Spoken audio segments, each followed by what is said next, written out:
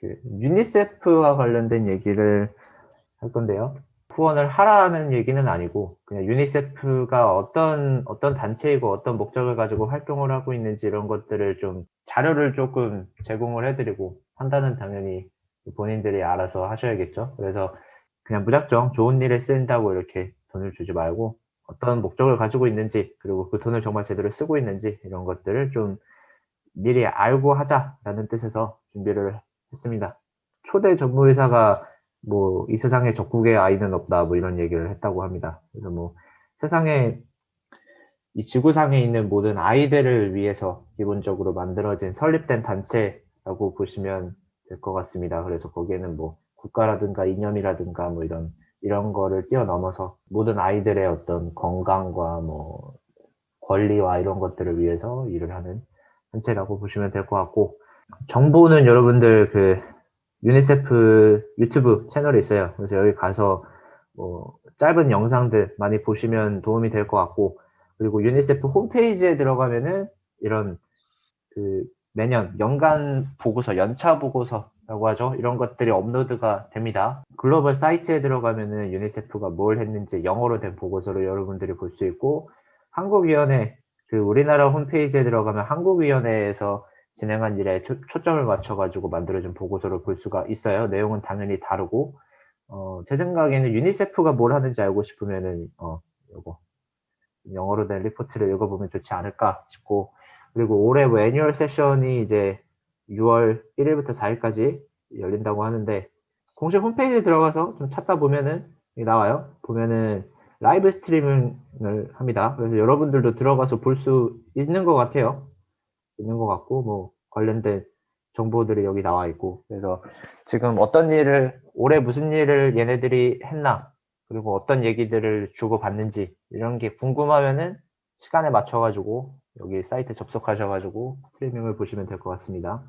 그리고 오늘 제가 말씀드린 내용 대부분은 여기 애니얼 레포트에 들어가 있는 내용이기 때문에 조금 더 자세한 정보를 알고 싶으면 여러분들이 직접 자료를 다운받아서 보시면 될 것 같아요. 그래서 얘네가 어떤 활동 목표를 가지고 있느냐, 이 얘기는 좀 저희 모임에서 많이 나왔던 얘기 같은데, 유엔이 이제 17개의 목표를 가지고 있다 라고 하고, 그 목표가 문제는 좀 잘 보시면 될 것 같고요. 그 중에서 유니세프 같은 경우에는 이 17개의 목표랑 연관된 5가지의 목표를 가지고 있고, 그리고 조금 더 아동 문제에 초점을 맞춰 가지고 얘네가 일을 하고 있다, 이렇게 생각을 하고 계시면 될 것 같습니다. 그래서 첫 번째 목표는 먹고 사는 문제죠. 얘네가 잘 먹고, 그리고 좀 의료 시스템 같은 게 좀 잘 제때 제공을 받아서 건강하게 자랄 수 있느냐, 그 문제고, 그리고 교육과 관련된 것도 두 번째 목표로 돼 있고, 그리고 뭐 학대라든가 착취 뭐 이런 것들로부터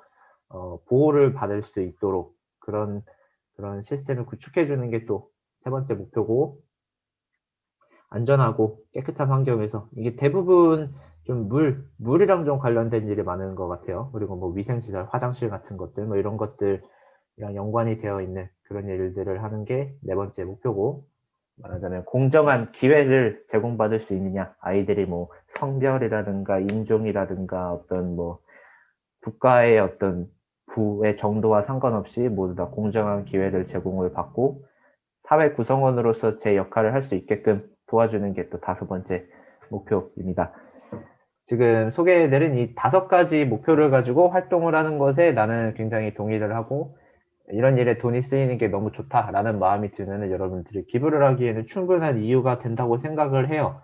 그래서 지금부터 그 구체적인 내용들을 좀 살펴보고 실제로 돈이 어디로 흘러가는지 볼 건데, 사실 그것들은 이제 제가 보기에는 그런 것들이 조금 마음에 안 든다고 해서 기부를 아예 안 할 정도의 이유가 되는지, 그거는 좀 각자 판단을 하셔야 될 것 같고, 일단은 이런 뜻을 가지고 행동을 하고 있는 단체가 있으면 그거에 나는 지지를 표한다라는 의미로 기부는 할 수 있을 것 같아요. 근데 뭐 만약에 좀 횡령을 한다거나 좀 안 좋은 일에 쓰인다거나 내 생각과 다르게 움직인다라고 하면은 그거는 단체에 사실 문의도 하고 좀 감시를 하는 역할을 해야 되지 않나라는 게 저의 생각이고요. 그래서 구체적인 내용들을 하나씩 볼게요. 이게 연간 리포트가 2019년에 대한 연간 리포트가 나와 있기 때문에 2019년 활동의 성과를 말씀을 드릴 거고요. 제가 볼 수 있는 리포트는 지금 이거밖에 없기 때문에 일단 식량 수급 문제 그리고 질병 문제 이런 것과 관련돼서는 어떤 일을 하고 있는지 보면은 아기들이 이제 유니세프가 지원을 한 그런 의료시설에 보호를 받고 있다 이런 얘기고, 그리고 뭐 홍역과 관련된 어떤 백신, 폐렴과 관련해서도 뭔가 의료 프로그램이 있고요. 두 번째 관련돼서는 어린 아이들의 교육을 받을 수 있게끔 뭐 초등교육 시설이라든가 이런 것들을 좀 지원을 해주고 있고, 교육 자료 같은 것들을 좀 제공을 해주고 있고, 그리고 세 번째 목표가 폭력이라든가 어떤 학대, 착취 뭐 이런 것들로부터 아이들을 좀 보호해 줄 수 있느냐 이런 건데, 매튜라는 친구가 있었는데 좀 납치가 돼가지고 좀 강제 노역 같은 걸 했던 모양이에요. 근데 유니세프가 이거를 찾아내서 풀어주고, 그리고 이제 사회에 다시 들어와서 뭔가 일을 할 수 있게끔 교육이라든가 어떤 심리치료 프로그램 같은 것들을 제공하고 있다. 그리고 아까 말씀드렸듯이 이렇게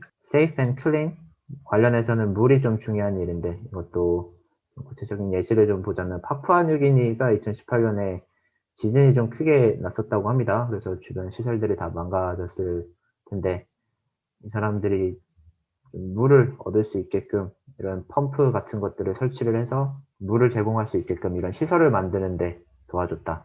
이거를 보면서 느낀 거는 사실 이게 아동들을 위해서 움직이고 있는 기구라고는 하지만 이 지역 사회에 있는 사람들 모두가 이런 혜택을 받겠죠. 그래서 좀 이런 위생시설이라든가 뭐 보건 이런 쪽이랑 관련된 부분들은 굳이 좀 아동 문제로만 국한지어서 생각할 필요는 없고, 그 지역 사회가 좀 다 도움을 받을 수 있는 방향으로 가고 있는 게 아닌가 이렇게 생각을 하시면 될 것 같아요.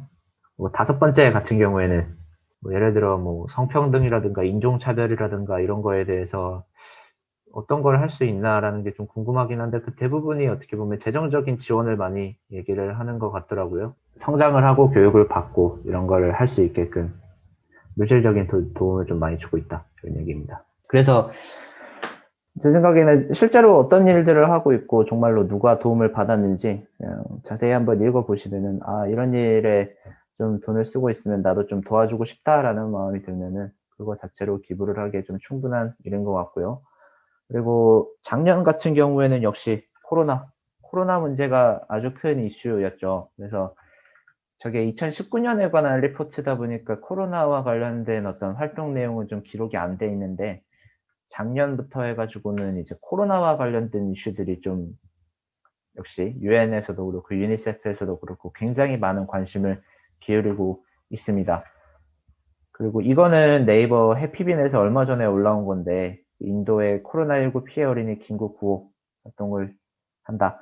지금 인도가 코로나가 상당히 심각하죠. 갑자기 확진자가 늘면서 지금 총 확진자 수가 2,700만이다라고 얘기가 나오는데, 이게 사실 뭐 3억설도 나오고 5억설도 나오고 뭐 별의별 얘기가 다 들리고 있어요. 그러니까 실제로 인도에서 확진자가 몇억 명 수준인데 다 검사를 받지 못하고 있기 때문에 우리가 알려진 숫자가 몇천만 명밖에 안 되는 거다. 사실 지금 인도 사람들은 거의 절반 이상이 그냥 코로나가 걸렸다 이런 식으로 주장을 하는 사람들도 있더라고요. 해피빈에서 지금 어떤 일에 돈을 쓰겠다라고 하면서 돈을 모으고 있냐면, 보면은 이거 테스트 기계 지원이랑 RNA 추출 기계 지원이거든요.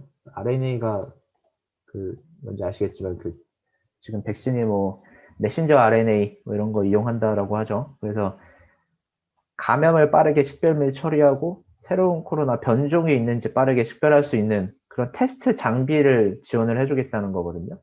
그러니까 지금 이 친구들은 뭐 백신이 중요한 게 아니고 마스크가 중요한 게 아니고, 굉장히 많은 사람들이 코로나에 걸렸을 텐데 검사해가지고 누가 코로나에 걸렸는지, 그 확진자가 누군지 판별하는 것도 좀 쉽지가 않은 상황이어서 일단 판별을 하고 좀 코로나에 걸린 사람은 제대로 된 의료 서비스를 받게 하고, 이것부터가 좀 필요한 일이다. 이게 급선무다. 그런 얘기입니다. 뭐 관심이 있으시면 내용도 살펴보고 네이버에 검색하면 나오니까 기부도 하시면 좋을 것 같아요. 2022년 8월 9일까지 받는다고 합니다.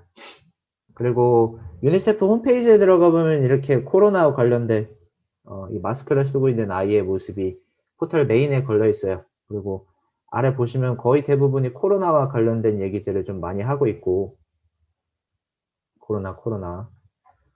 그래서 2020년 리포트를 아직 보지는 못했지만 2020년 리포트와 관련된 내용은 거의 대부분이 코로나와 관련된 얘기이지 않을까. 그래서 지금은 어떤 활동을 하고 있는지 그 홈페이지에 들어가 가지고 이렇게 각각의 기사로서 여러분들이 좀 보실 수 있을 것 같아요. 그래서 정리된 내용은 없어 가지고 정리된 리포트가 지금 아직 나오진 않았으니까 그거는 오늘은 말씀드리지 못하겠는데, 관심이 있으면은 이제 코로나와 관련된 소식들 어떤 일을 하고 있는지 홈페이지 들어가서 직접 확인을 해 보시면 좋을 것 같습니다.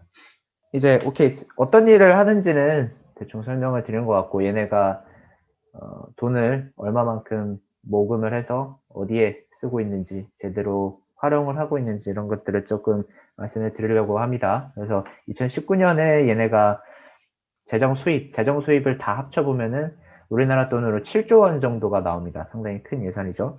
그래서 이게 주로 어디에서 들어오는지 보면은 이제 미국에서, 영국, 그리고 독일. 우리나라도 이제 탑 10 국가에 들어가요. 탑 10 안에 들어가는데, 우리나라랑 뭐 일본, 스페인 이런 나라들은 조금 특이한 점이 뭐냐면은 이제 개인이 정기 후원하는 금액이 상당히 많다. 비중이 상당히 높고 정부가 내는 돈보다 훨씬 많다. 이렇게 보시면 될 것 같아요. 그래서 전 세계 토탈 수입에 우리나라가 내는 돈이 한 1.7% 정도 차지한다. 이렇게 보시면 될 것 같고, 정기 후원 금액이 이게 1168억 정도 되는데, 이게 기본이 3만 원 아니겠습니까? 그래서 3만 원으로 나눠보면 389만 명, 최대 389만 명의 정기 후원자가 있다, 우리나라에. 상당히 많으시죠. 근데 3만 원보다 더 할 수도 있으니까 뭐 실제로는 300만 명 아래이지 않을까라고 생각을 하고 있는데, 그래도 몇백만 명 정도의 정기 후원자가 우리나라에 있다. 그래서 엄청나게 많은 사람들이 후원을 하고 있다는 얘기고요. 그리고 우리나라 같은 경우에는 지출의 그 85%를 본부에 송금을 하고 15%는 한국위원회에서 쓰고 있는데, 우리나라 한국위원회에서 쓰는 돈은 대부분 그 모금 활동이라든가 권리 옹호, PR, 인건비, 관리 운영비 이런 데에 쓰이는 경우가 대부분이죠. 그래서 실질적으로 우리가 관심 있는 그런 구호 활동이라든가 이런 것과 관련해서는 본부에서 다 진행을 하고 있다. 그래서 우리나라 한국위원회가 사실 어떤 활동을 하고 있는지 보다 사실은 저 본부에서 어떤 활동을 하고 있는지에 더 관심을 가지는 게 맞다고 생각을 하고 있습니다. 좀 더 자세히 보면은 우리나라 한국위원회 들어간 돈 중에 되게 많은 부분이 북한의 복원에 쓰이고 있다. 제가 이거 밑줄을 쳐놓은 이유는 3483, 3483, 3483, 3483 뭐 비싼 숫자들이 계속 나오죠. 아마 그냥 퍼센트로 그냥 나누다 보니까 이렇게 된 거 아닌가 싶은데, 숫자가 좀 대충 써져 있는 경향이 좀 없지 않아 있긴 합니다. 네. 그리고 국가별로 뭐 이렇게 글로벌 에이즈 캠페인, 뭐 어린이 보호, 뭐 이런 거 관련해서는 또 따로 나와 있고요. 긴급 구호 활동에 관해서는 또 따로 나와 있고. 근데 우리나라 같은 경우에는 2019년 리포트에 코로나와 관련된 소식이 조금 포함이 되어 있더라고요. 그래서 대구 어린이를 위해서 1억 원 상당의 희망키트, 그리고 다국어 그림책을 전달했다라고 하는데, 이걸 보고 저는 상당히 놀랐습니다. 왜냐? 그 어디를 봐도 한국 어린이를 지원을 하는데 돈이 쓰인다 이런 얘기는 없는데, 지금 1억 원 상당 그리고 뭐 책 뭐 이런 것들을 전달했다는 내용이 리포트에 포함이 되어 있어가지고, 원래 우리나라에도 어떤 구호 활동이나 지원 활동에 돈을 쓰이는 건지, 아니면 코로나라는 특수한 상황이 있기 때문에 특수한 이번 해에만 특수하게 지출을 한 건지, 그리고 이거는 2020년 리포트니까 사실 19년에는 별로 돈을 많이 안 썼을 것 같고, 20년 한 해 동안 이 우리나라에 들어간 돈이 얼마인지 이런 것들을 좀 알아볼 필요가 있지 않나 싶어요. 물론 다른 나라에도 이렇게 구호 물품이 들어갔다라고 합니다. 주로 중국, 이탈리아, 스페인 이런 나라가 원래 유니세프가 지원하는 국가에 속해 있었는지는 또 모르겠어요. 그래서 좀 코로나는 좀 특수한 케이스이기 때문에 아마 좀 특수한 케이스로 보고 지원이 들어가지 않았나라는 생각이 듭니다. 그리고 이거는 한국위원회 연차 보고에서 나오는 이제 뭐 활동들에 관한 내용들인데, 주로 대부분 그냥 모금 활동을 했고 누구한테 얼마만큼의 그 지원을 받았다 이런 얘기들이 좀 많이 있어요. 근데 그거는 한국위원회에서 주로 하는 역할을 그냥 모금을 해서 이제 본부로 송환하는 일이니까 어쩔 수 없다라고 생각을 하고, 또 한 가지 조금 의외라고 생각했던 게 이제 아동 친화 도시라는 게 있다고 합니다. 그래서 우리나라의 뭐 이만큼이 아동 친화 도시 인증 지자체라고 하는데, 일단 첫 번째로 궁금한 게 아동 친화 도시라는 게 뭐냐? 인증을 했다라고 하는데 그 아동 친화 도시라는 게 도대체 어떤 기준으로 만들어지는 거냐? 이거를 잘 모르겠고, 이거를 뭐 세계로 이렇게 뻗어 나가고 있다, 배워가고 있다 이런 얘기를 하는데, 그리고 두 번째로 궁금한 건 이 아동 친화 도시에 유니세프의 기금이 얼마만큼 사용이 되고 있느냐? 돈이 많이 여기 쓰이고 있는 건지 아닌지, 그게 좀 궁금합니다, 사실. 그죠? 사실 우리는 세계 어린이를 돕고 있다라고 생각을 하는데 대구에 돈 쓰고 아동 친화 도시에 돈 쓰고 이러면은 뭔가 우리가 알던 거랑 다른 것 같아서 이거에 대해서 좀 분명히 하고 넘어갈 필요가 있어 보여요, 사실 저는. 유니세프에 후원을 할 때 우리나라 사람들 같은 경우에는 한국위원회를 통해서 후원을 하면 되겠죠. 그래서 홈페이지에 들어가면은 정기 후원을 시작해보세요 이러면서 세계 어린이, 난민 어린이, 에이즈 감염 어린이 이렇게 세 가지 항목이 있습니다. 그래서 눌러서 들어가 보면 이런 사진이 나오면서 월 3만 원을 후원하시면 어린이 29명에게 영양실조 치료식을 전달할 수 있고, 난민 어린이 후원을 누르면 내전과 분쟁과 피난길에 내몰린 어린이들을 지켜주세요 라고, 에이즈 감염을 나오면 에이즈 없는 세상 같이 만들어주세요 라고 나오고 후원창이 나오는데, 여기서 또 궁금한 거는 우리가 세계 어린이 후원하기를 눌러서 후원을 하면은 이게 세계 어린이 영양실조 치료식에 돈이 쓰이는 건지, 에이즈 감염을 누르면 이게 정말 에이즈 감염에만 쓰이는 건지, 그게 또 궁금하지 않습니까? 근데 솔직히 말하면 그렇게 되면은 재정 보고서를 쓸 때 정기 후원 금액 중에 어떤 목적으로 들어온 게 이만큼 있고 그중에 얼마만큼은 어느 나라에 쓰였고 이게 있어야 되는데, 재정 보고서는 그냥 통으로 나오고 있고, 그래서 사실 이 세 가지 중에 어떤 거를 눌러도 돈이 쓰이는 용처는 똑같지 않나라는 합리적인 의심이 들더라고요, 저는. 재정 보고서와 이 내용들을 봤을 때 그런 의구심이 들어서 한번 물어봐야 될 부분인 것 같습니다. 뭐 후원자가 되면 뭐 이런 거 보내준다라고 얘기를 하고 있고, 그래서 관심 있으면은 실제로 어떤 활동에 돈이 쓰이는지, 그리고 내가 어떤 식으로 정보를 볼 수 있는지 이런 것들을 좀 꼼꼼하게 확인을 하고 오늘 시작을 하시면 좋을 것 같고요.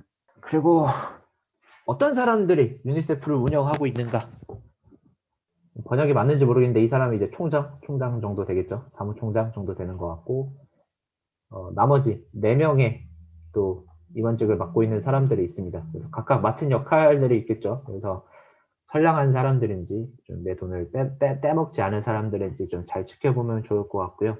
그리고 지금 총장으로 앉아있는 이 사람은 이력 중에서 그냥 눈에 띄었던 거 하나가 2007년부터 2009년까지 USAID, 뭐 USAID라고 읽으면 될까요?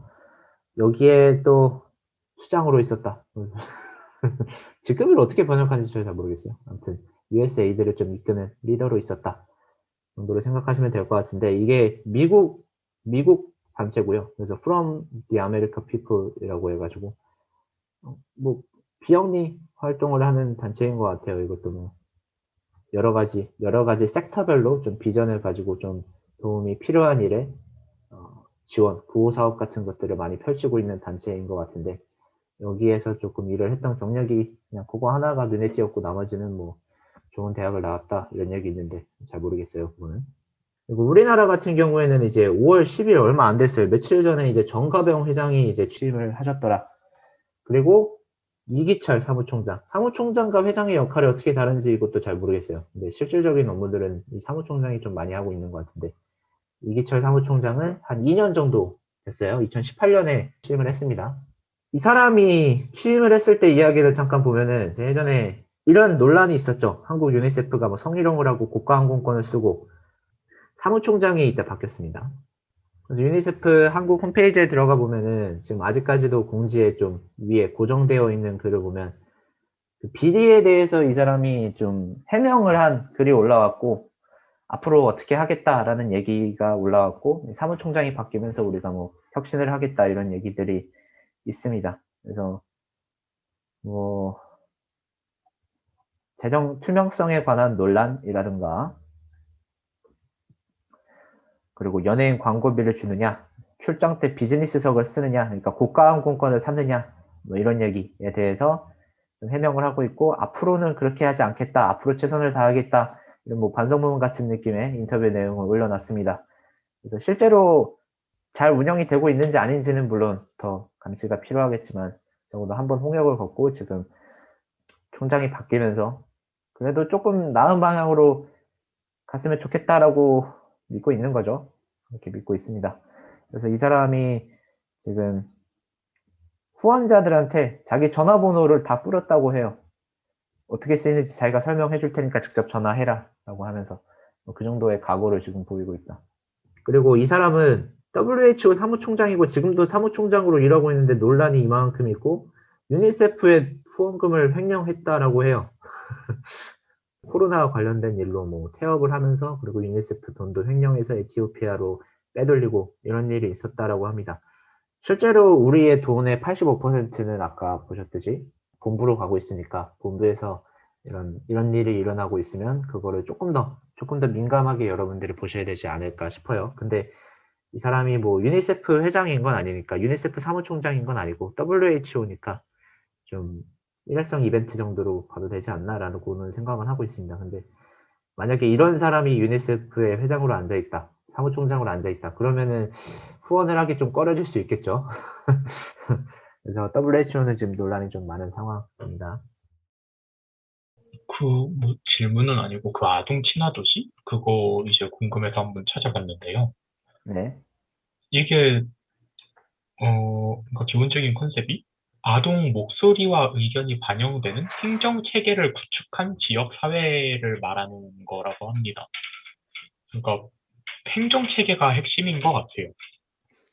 그래가지고 뭐 아동의 참여를 보장하고 뭐 아동과 관련된 법 체계가 어느 정도 되어 있고 관련된 독립적인 전담 기구가 있고 홍보를 수행해야 되고 뭐 각종 조치들을 이제 지속적으로 하는 그런 이제 지역 자치단체들의 그거 뭐냐 인증을 해주는 거고 4년마다 한 번씩 그 뭐 검사라고 해야 되나 뭐라고 해야 되냐 아무튼 4년마다 한 번씩 그 자격 요건 연장 같은 거를 또 진행을 하고 그런 식으로 유지가 된다고 합니다. 그래서 우리나라는 2017년부터 시작했다고 하니까 아마 지금부터 막 시작하는 거겠죠.